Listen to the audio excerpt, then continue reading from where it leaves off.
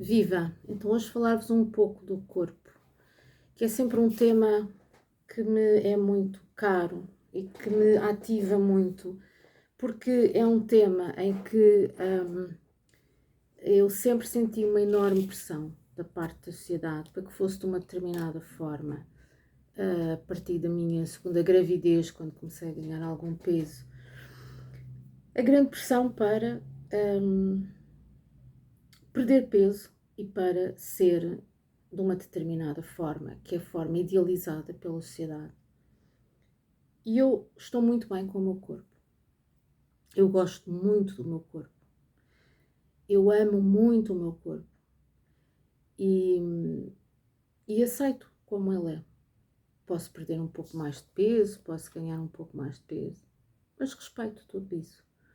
Eu respeito também a minha linhagem, a forma dos corpos das mulheres que me precederam, da minha avó, da minha mãe e das mulheres que eu não conheci e que tinham certamente corpos semelhantes. Os corpos vão se transformando ao longo da vida, desde momentos em que somos muitas vezes muito magras, há momentos que depois vêm que têm a ver com as gravidezes, muitas vezes, que têm a ver com um conjunto de coisas que nos acontecem na vida. Mas os corpos não devem deixar de ser amados. E não devemos perder também muita energia e muito tempo a tentar contrariar o que os nossos corpos são. Devemos olhá-los ao espelho e aceitá-los como são, e amá-los e ver como são belos, e não compará-los com ideais ou padrões de beleza. Então é tempo e tempo que se perde. O nosso corpo é muito importante, o nosso corpo fala. Lendo a Clarissa Pinkola Estes, nas Mulheres que Correm com os Lobos, o corpo utiliza a pele, as fáscias mais profundas e a carne para registar tudo o que ocorre em redor. Tal como a pedra de Roseta, para quem saiba lê-la, o corpo é um registro vivo da vida que a pessoa leva, da vida de que se priva, da vida que se deseja e da vida que se sana. É valorizado pela sua capacidade articulada em registar reações imediatas, em sentir com intensidade e em pressentir. Então, os vossos corpos são o quê? São algo separado de vocês? São algo que vocês escravizam? São algo que vocês vão submeter a torturas nas clínicas estéticas com agulhas, com mesoterapias, com técnicas extremamente invasivas? Ou são algo que são vocês mesmas? O corpo é algo que é um receptáculo sagrado daquilo que vocês são, da vossa essência, do vosso ser. O corpo recorda, os ossos recordam, as articulações recordam e até o dedo mindinho recorda. A memória aloja-se nas imagens e nas sensações das próprias células. Como uma esponja cheia de água, em qualquer local da carne em que se carregue, se torça ou mesmo se toque, apenas ao de leve, podem brotar em torrente as memórias. Estão atentos, atentas a isso? A autora diz: tinha de esforçar-me, explicavam, porque as mulheres são lá de terra, redondas como ela, porque a terra muito abarca. E quem é muito magro também está bem, desde que não esteja doente, obviamente, porque há todo o conjunto de doenças ligadas às desordens alimentares, as bulimias, as anorexias e por aí fora, que resultam exatamente da dificuldade de aceitação do próprio corpo. Então, ter que recorrer a dietas extremamente restritivas e que inclusivamente não trazem para o corpo as substâncias de que ele precisa. Ter que recorrer ao vómito para poder comer, mas depois não querer ter as consequências a nível de aumento de peso.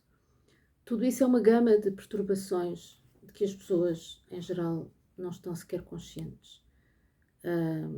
E que eu me lembro que tive contacto com ela logo no Hospital Santa Maria, quando era estudante de Psicologia, e que me tocou profundamente.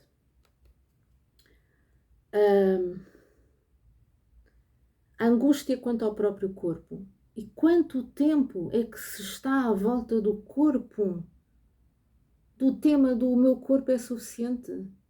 O meu corpo é suficientemente belo, é suficientemente atraente.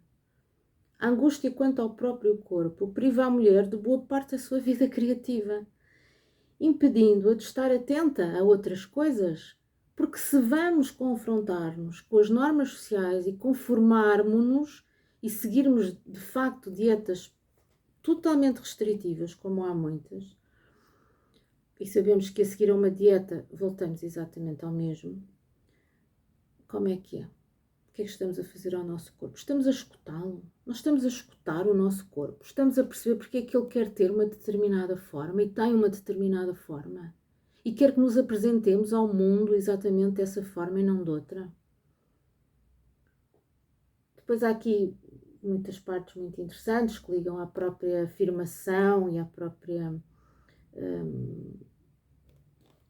forma de intervenção social, o corpo como forma de manifestação e dizer eu sou assim, eu quero ser assim, eu quero afirmar-me desta maneira. A natureza selvagem, escreve ela, jamais defenderia a tortura do corpo, porque de facto é de tortura do corpo que se trata em muitas situações, da cultura ou da terra. A natureza selvagem jamais acederia a flagelar a forma de modo a demonstrar valor, controlo, caráter. Jamais acederia a fazê-lo para ser visualmente mais agradável ou mais valioso do ponto de vista económico.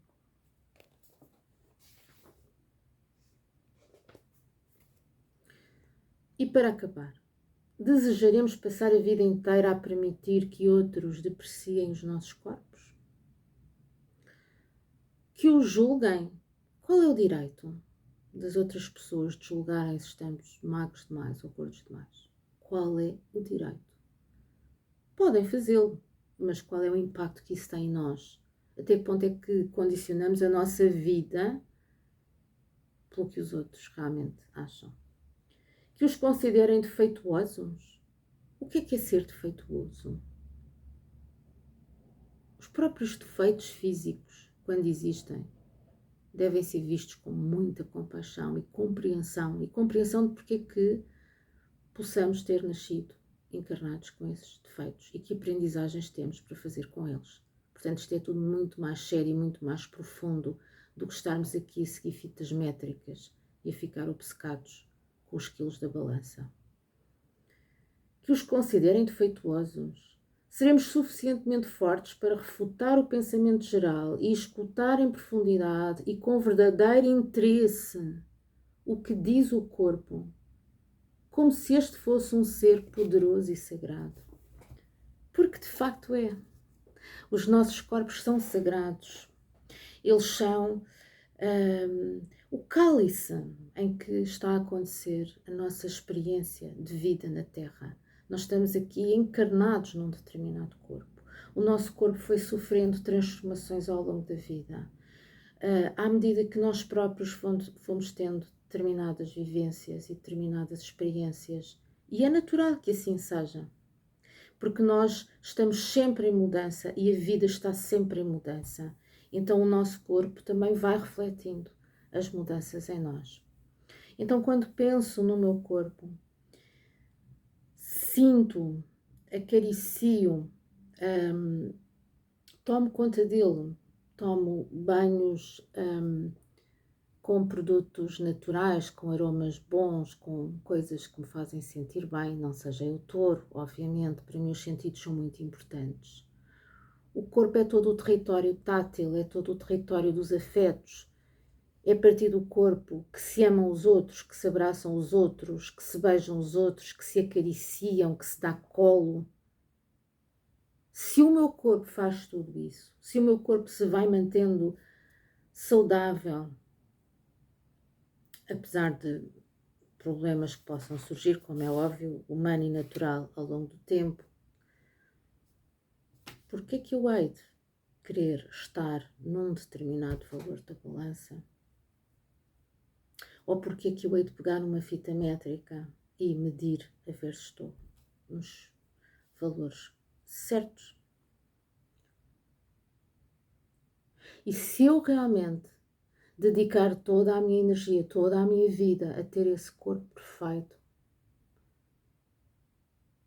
onde é que está o tempo para me dedicar ao que verdadeiramente interessa? Na minha perspectiva, obviamente. Então, nada contra, nada crítico relativamente às pessoas que investem muito a esculpir os seus corpos em ginásios. Nada contra. Mas também nada a favor. Porque, pelas razões que já perceberam, o corpo tem que ser visto e sentido como um lugar selvagem, como um lugar natural, como um lugar a partir do qual eu me expresso, a partir do qual me movimento, a partir do qual comunico, a partir do qual danço, a partir do qual me relaciono com o mundo. Então vivam os vossos corpos e parem de uma vez por todas com opções relativamente a ideais estéticos. Fiquem bem.